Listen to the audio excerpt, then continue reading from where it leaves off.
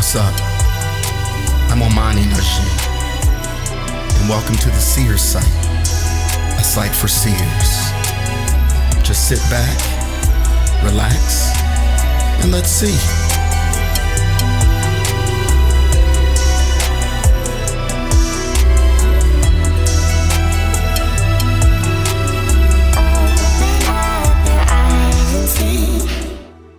Hello, and welcome back to the SEER Site podcast. I'm your host, ANOHK. And today I'd like to start off with asking you a self-contemplative question. What is your story? Or asking yourself, what is my story? Or to dig a little further, what are my stories? Or to peel back the layers of your onion further, what are the various chapters of my overall story? Now, I know that no one really knows all the answers to that. And yet, there is a place that holds all of this information, all of these answers. And in today's episode, I would like to take you on a tour of what has come to be known to me as the Akashic Library. And it has other names, the Library of Light, the storage place of the books of life. You know, in biblical texts, several times there's hints of the books of life and that everything will be written in the books of life. Well, these books are stored in the Library of Light, or the Akashic Library. Now, I know there are many who have heard of this concept, and I feel that there are many more who've never heard of this concept. And so I would like to make this as easy a journey as I can, though I have to introduce it in a very, very strange way. And so just bear with me in this episode. Now, what is the Akashic Library? What is this Library of Light? It is the place that holds all the experiences of your soul, of every thought, of every emotion, and not just of you, but of varying civilizations, existences, and things like that. Now, for me to take you on a tour of the Akashic Library, I need to take you on a very, very personal journey that I took, that again, I never intended to share. And in fact, parts of this particular journey, I didn't even share with the people who accompanied me on this journey. And for you to understand this part of my journey, I need to explain to you channeling, what channeling is. And to make it as simple as possible, channeling is taking communications from another plateau, another dimension, and bringing it into the dimension that the channeler is in. It's like radio waves. Say there's a bunch of radio waves. You need a radio to hear those signals. And you got to turn that radio and tune into certain channels to hear those messages or that information. What a channeler is someone who receives that information and then divulges it. And channelers come in many different types of sight. So, for instance, mediums who are sharing information from crossover ancestors are channelers in that particular aspect. But there's another type of channeling where the channeler, the physical being, is sometimes taken over by the instrument that is channeling, that needs to come through. And when I first learned of channeling back in 2010, I thought it was utter bullshit. because in my religious background, I kind of took it as possession. And yet, channeling, spiritual channeling or multi-dimensional channeling is in every form of religion, every culture. And again, it's as old as time. I just hadn't understood it at this time. And so it put a lot of barriers into the story that I'm going to share with you. Now, what I'm going to share with you are two of my ayahuasca journeys. My awakenings took place in phases. And so during this particular phase of my awakening, I met this new group of people. And let me just say this. When you start to seek within yourself, the other side will start providing assistance for your journey. During this second phase of my awakening, I went through a circuit of ayahuasca ceremonies. Things, again, I had never even heard of until getting on this journey. And so I went through a circuit of ayahuasca ceremonies. The first 3 of these ceremonies were done in the Amazon jungle outside of Puerto Maldonado in Peru. And the other ones were done in the States, Southern California in the States. I would like to share my second ceremonial experience, which happened in the jungle, and my 8th. And these particular 2 fit together. So this new family I meet, I go on this journey with them to Peru and into the Amazon jungle to do these ayahuasca ceremonies. And in another episode, we can discuss ceremonies and things like that. This is not that episode. I'm simply sharing point A to get to point Z.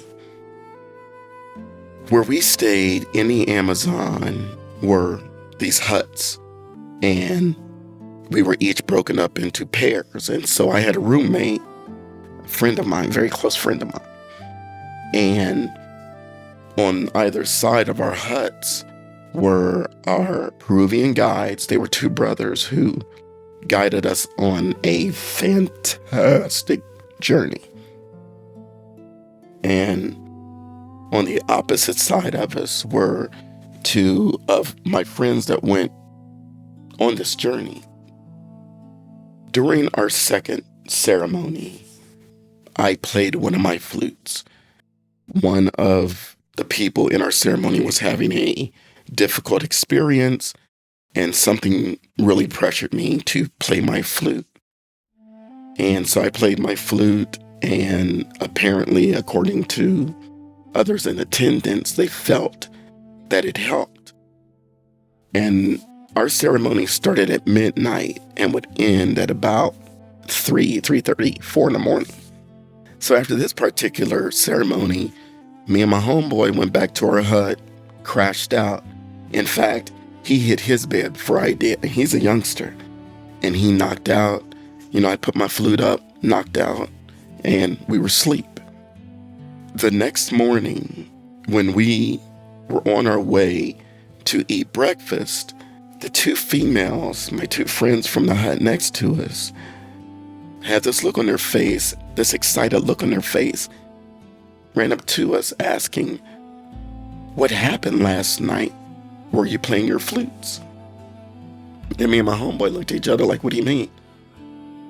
And so these ladies described a scene where they said there were these lights of different colors flashing over me and my friend's hut, and that there was music being played that sounded just like my flute music. And he said that this happened for a while. And me and my roommate looked at each other like, no, we crashed as soon as we got back into the hut. So a few minutes later, we're at the breakfast table with everybody else. when the two brothers from the hut on the other side of us came in, and they were like, "Oh, mommy, what happened last night?" And I'm sitting beside my roomie too, and like, "What are you talking about?" They described the same thing. They were like, over your hut, there were all these lights, like in different colors, just flashing over your hut. And we could hear your music. Were you playing the flute last night? And again, me and my roommate were like, not even close. We were asleep. And so I didn't know what to make of that experience because I saw nothing. I heard nothing, me nor my roommate. I wasn't playing my flute. I came back from the ceremony, put my flute up, crashed out.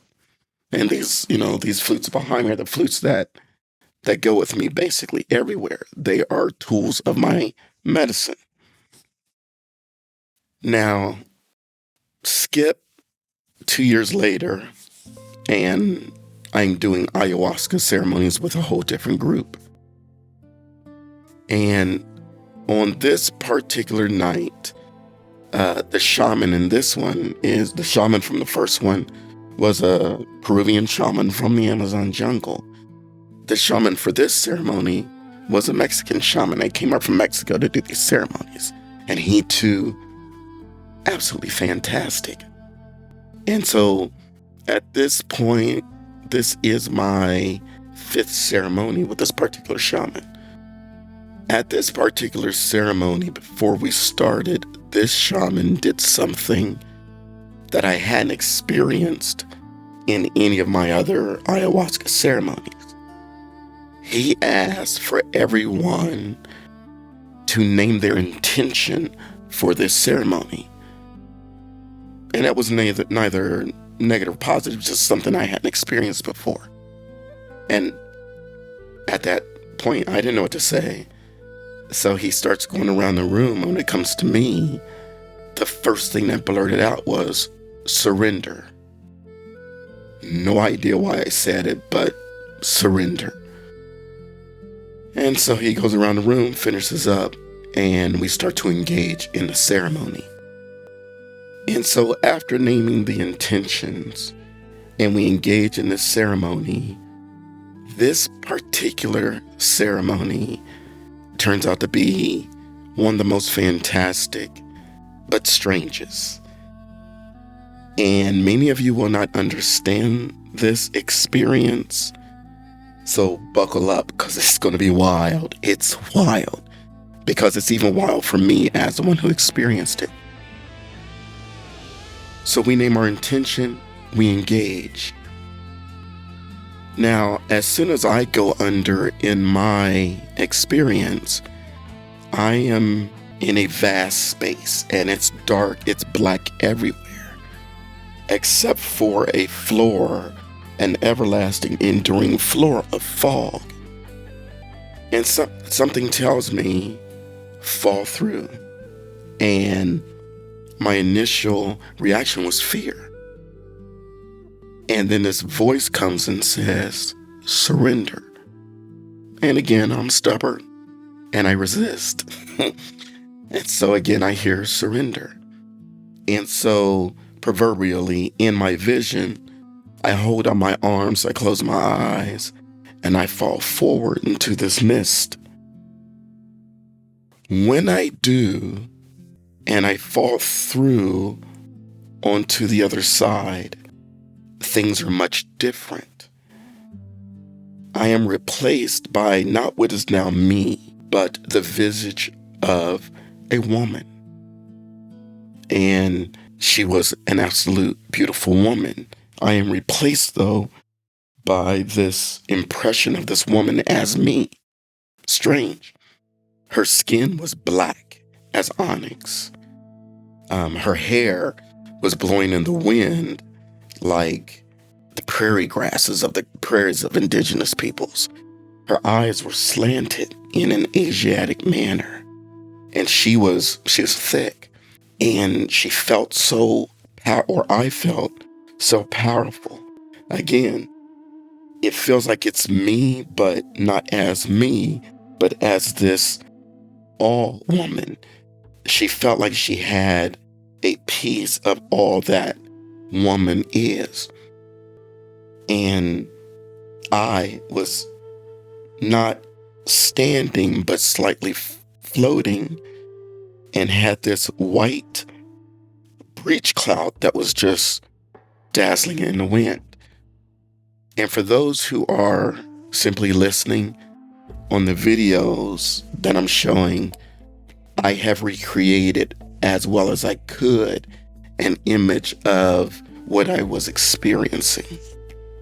Now, at the same time that I am now this woman, my hands are spread out, and under my right hand is a spotted jaguar.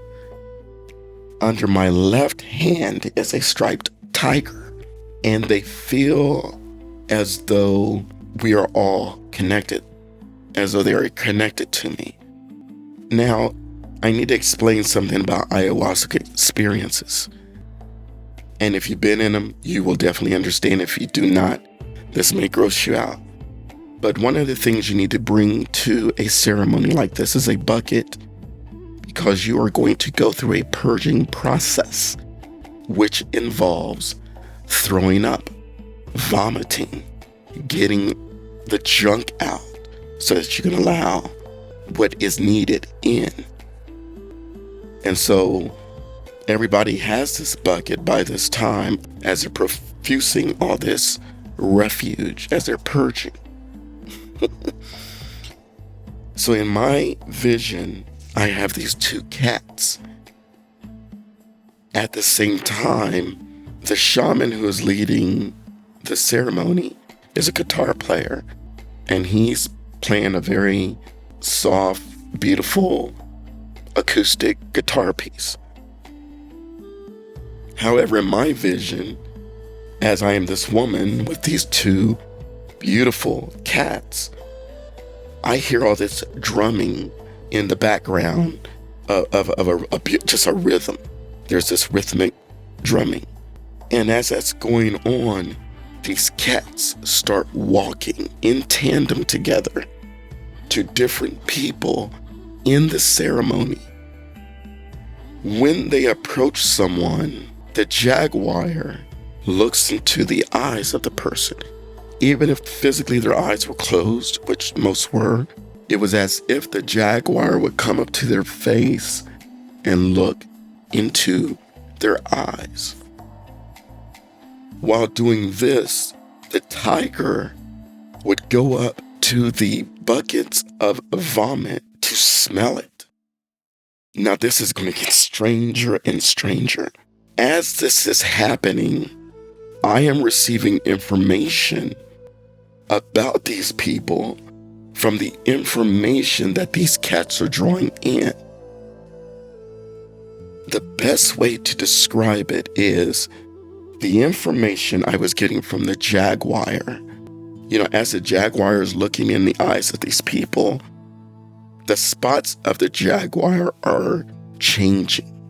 And it was different for each person that the jaguar encountered, like a fingerprint of that person's soul as the spots on this jaguar. Well, each of those spots, it felt in this vision, represented the different lives that the soul of this person had lived, the various lives. When it came to the tiger, the stripes would change during the same experience. And the impression I got were that the stripes were reflections of the many scars that that soul had experienced throughout its many lives. And so these cats were doing this throughout 3 different rooms of this ceremony and 2 different stories of this home. And so a lot of these people I had not met before the ceremony because I was in this back portion of this home. And so many I did not see, let alone the people who were upstairs. And this happened basically throughout the entire ceremony. Now, typically at this particular shaman ceremonies, when the ceremony was over, he would ask, if people want to share their experience, and it was up to you if you did or not. And when it came to me, I explained to them what I experienced as far as the woman with the cats. And I could go on and on in the vision, but I just need to give you a brief summary, or I could keep you here all day. I let them know what I experienced. And when I explained what I saw in the souls of the particular people that these cats went to, it turns out information I was giving them was helping them understand the experiences they had just had in this ayahuasca ceremony that they didn't understand at the time. And it was probably one of the most magical experiences I had had in an ayahuasca ceremony.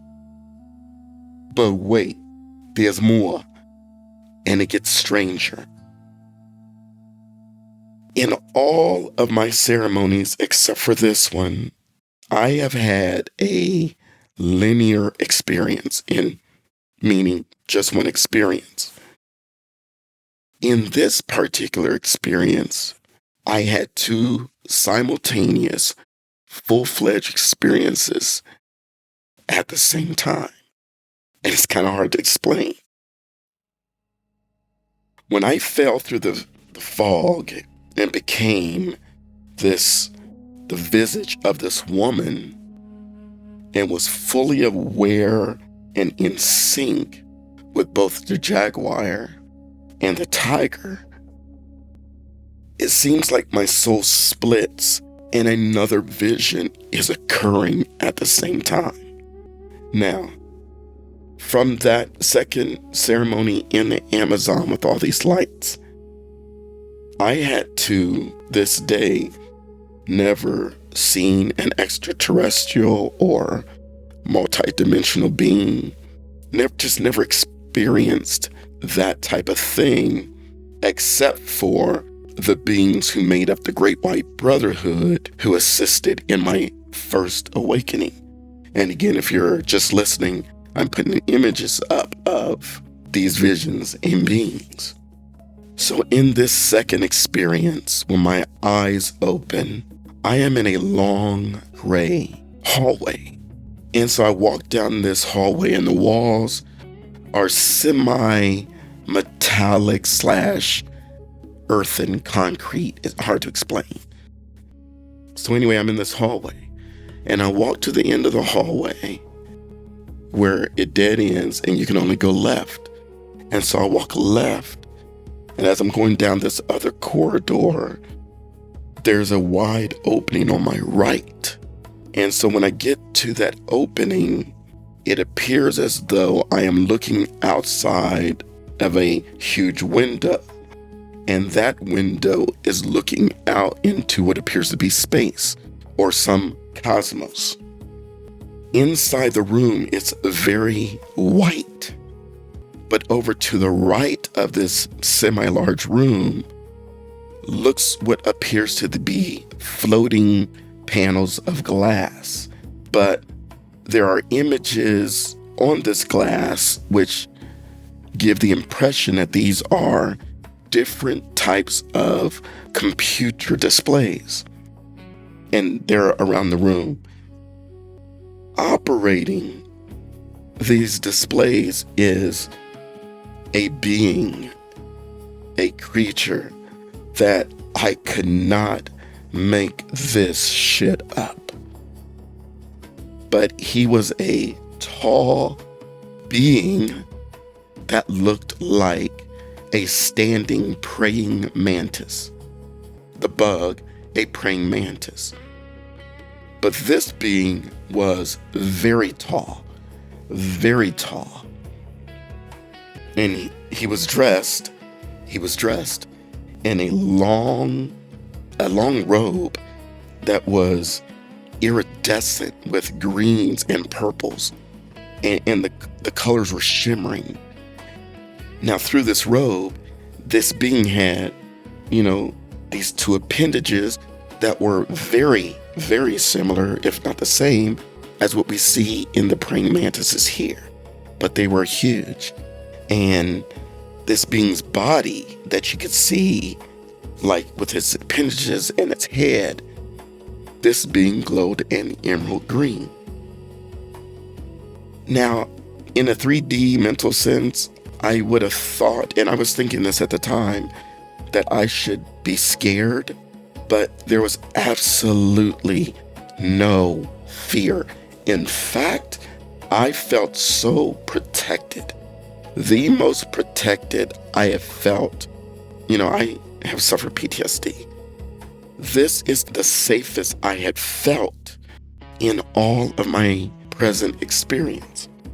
And so when I look over to this being and he looks back, it's like the very next scene is I am now a small child sitting in a lotus position with this mantis being, this mantid, I found out later called a mantid, is standing behind me, and its appendages seem to be manipulating things around my head.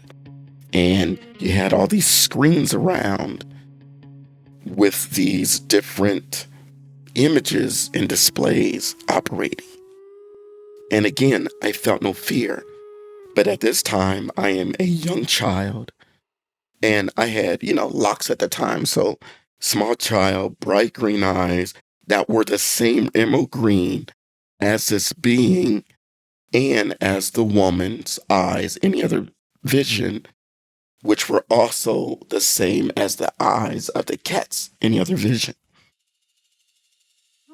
Now, while this being is behind me, we go on a whole different journey. Like, he takes me to a whole different place.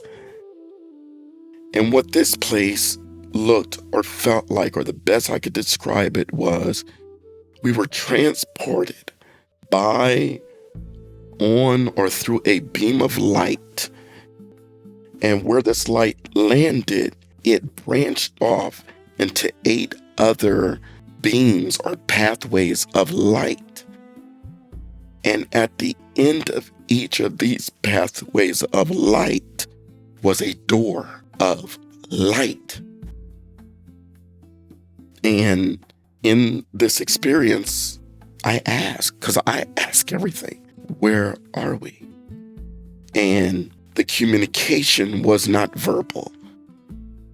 And I can't even say it was just telepathic. It's like I felt the answers as I asked them.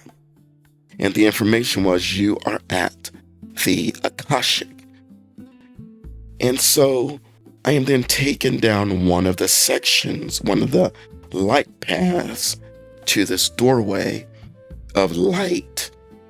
And I am given the impression that this section is for the souls of the children of light. And again, if you're just listening, I've given a visual display as close as I could to this experience.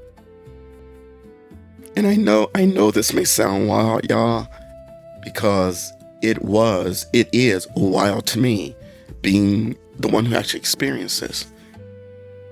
And so this being, this mantis being, takes me through that portal. And what is shared to this day stuns me, although it feels familiar. And so he takes me into what I could best describe as a library of light, but not in your typical sense. But I have to use typical sense to explain it to you. Again, remember this: as above, so below; as within, so without. This is a library of many volumes, and I mean, as far as light travels, there was no end to what I saw. And there were tables and cabinets that were of light, kind of like the glass that was in this vessel where this mantis being transported us from. in these cabinets are the volumes of your, my, our stories and experiences, and not just ours alone, but different civilizations we lived in. I know this shit sounds crazy, but let me explain it this way, and I'm going to be very blunt with you. I get information from spirit. That's just my life. The best way to explain the Akashic Library to you with our present technology is the cloud. The cloud of the internet. Now, in our cloud, you have the choice, it's your will, on what's uploaded and or downloaded from the cloud. That is the briefest visual I can give you of the Akashic Library. The difference is you don't have a choice of the results of what's in your volumes. Free will does come into place with this. And so what do your volumes have? They have every thought, every intention, every experience, every feeling that your soul has ever experienced in this life and in other past lives. It will also be recording the potentials of your future lives. Everything is not written. Everything will be written, but as of right now, everything is not written. And I'm sorry, I'm not trying to get into the mystical part of it. I just want to get to the basic vision and understanding so you know, but I do feel, or I'm being led to put some things in there. And so these are your personal records, your experiences. And not just yours, remember, it's collective. And since I was a kid, I had visions of places that I didn't understand. This place started to help put those pieces together because I saw the civilizations like Lemuria, Atlantis, Avalon, Aslan. Places that felt so familiar to me. But this is what is in the Akashic Library, our collective cloud. But again, these are just visuals of a metaphysical concept. Because again, it is also that pool of reflections, and all of our ripples of all of our experiences go into this pool. And this is the pool that karma, she swims in. That's why karma can be a beauty or a bitch, depending on your free will. And on free will, let me say this. Your free will is the tool that pins what is written in your record. As ye sow, ye shall reap. And so that's why the story isn't written yet. And if you feel your story has been screwed up in the past, you have the ability to rewrite your story in whichever way you so choose.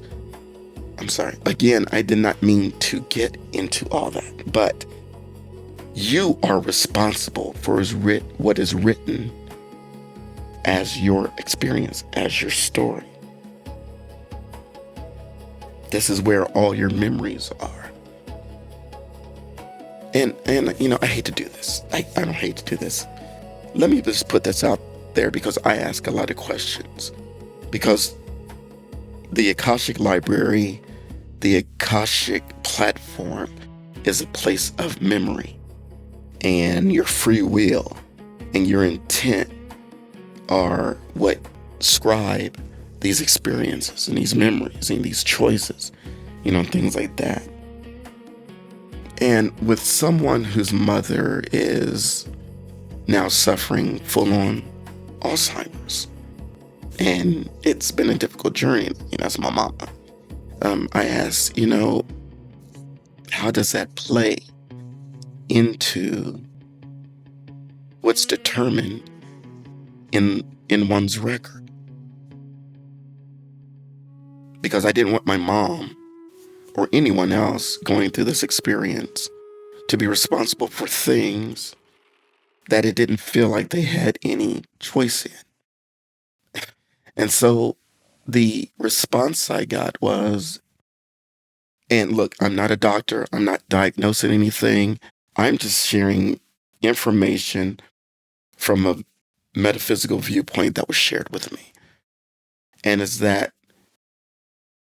Alzheimer's is the thinning and then separation, the tearing of a tether between one's experience and the intention of one's experience.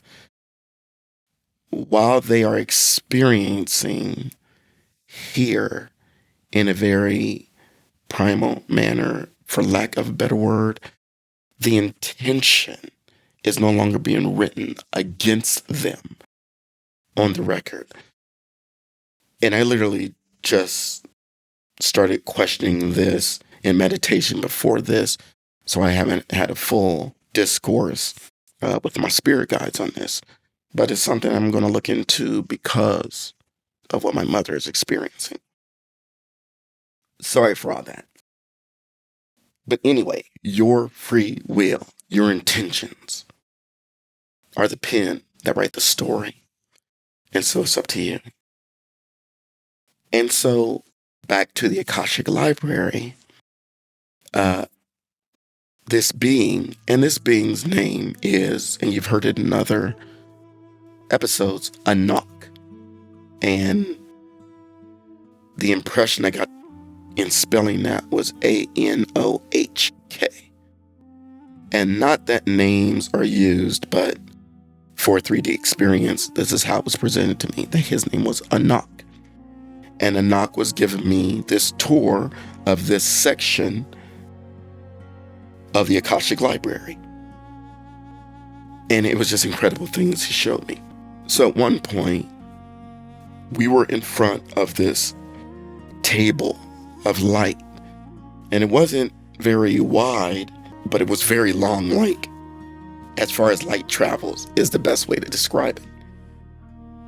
And so ANOHK puts a scroll, or what appeared to be a scroll, like a papyrus scroll, on top of this table, and then rolls it out. And I mean, it unrolls and unfolds all the way down. And he explains to, I'm like, what is this? And he explains to me, this is a soul scroll. And I had never heard of anything close to this before. And I'm not going to explain the soul scroll here. That will be our next episode. But anyway, he shows me these soul scrolls, this soul scroll, and starts to interpret it for me and tells me what it is and things like that. And I will give you that revelation in the next episode.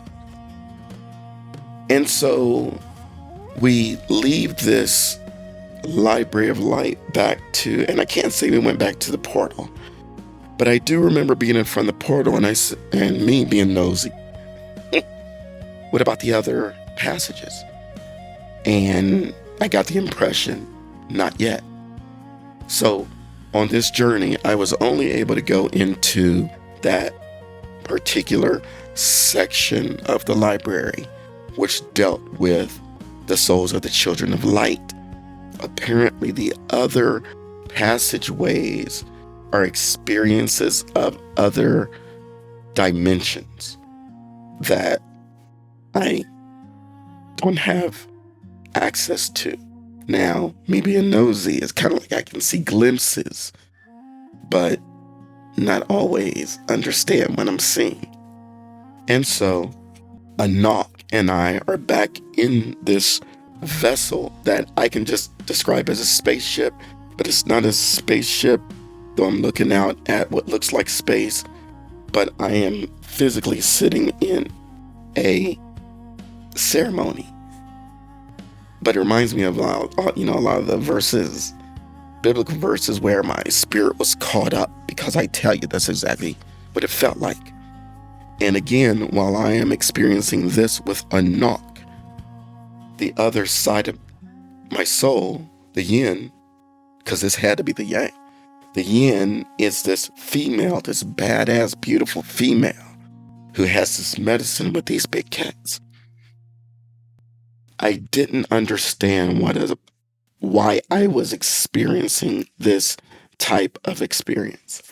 But again, after the ceremony, I share the part of my experience that involved the female, but not of this multidimensional being that I experienced. And so after that experience, and over the last 10 years, I started learning about channeling, because this connection with ANOHK was never broken. And in fact, it turns out it was always there since my birth. Apparently, he had always been a presence, but had not come forth yet.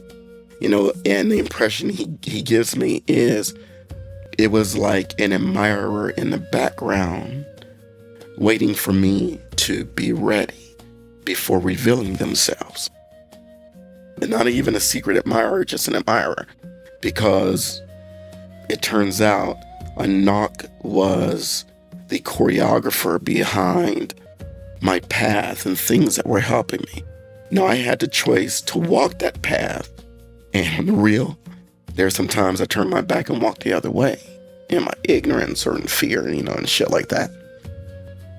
And I started learning about this thing called channeling, because the message I got at the end of that particular ayahuasca experience was that I am a channel for this being, this personality, this multidimensional personality that is referred to as ANOHK.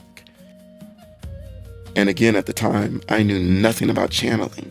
And what I did know, I viewed it as evil, like demon possession. And being an introverted, shy person, it has taken me and takes me a lot of guts to share this particular experience, let alone to acknowledge that I am a channel for this being who, it turns out to be, is the librarian of the Akashic records. And so I am a channel for this being. However, I am not a channel in the same manner as many of the other channels that are inhabited by their being and then sharing that information. My seeing capabilities and being an empath, it's like the station is always on, this radio station is always on, and I am always tuned in to this. Now, it does come in phases, and it seems to follow the phases of the moon. So sometimes it dissipates, and then, oh my God, on other times, the information is just flooding to where, I'm not going to say it's overwhelming because I'm kind of used to it now, but it's just a lot. And it's information that I'm like, why do I need to know that?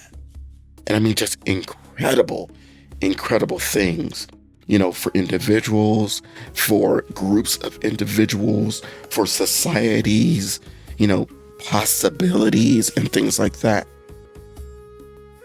And this is going to sound weird. You too. We too. Every soul has access to the Akashic Library. And know this, As above, so below, as within, so without. I have never had to pay for library access. Every library card I've ever had has been free. Access, your soul's access to your records is free. Now, I can't sit here and say I know how you can get there or how you can experience it. But what I'm getting is your soul, our souls never forget. And so, think of times in your life. Did you ever, see someone that just felt familiar? You didn't know how you knew them. Or did you ever watch a film or a video where another culture felt very familiar to you? Or some type of music brought a comfort or familiarity to you? And I mean, there are different ways that this could play out. I'm just trying to do wide brushstrokes. But there are times, there has to be, because it's happened with everyone I've spoken to. There are times that your soul glimpses its reflection in the pool of reflections and sees and remembers. Your soul has those memories. It never forgets. It never forgets the scarring it went through.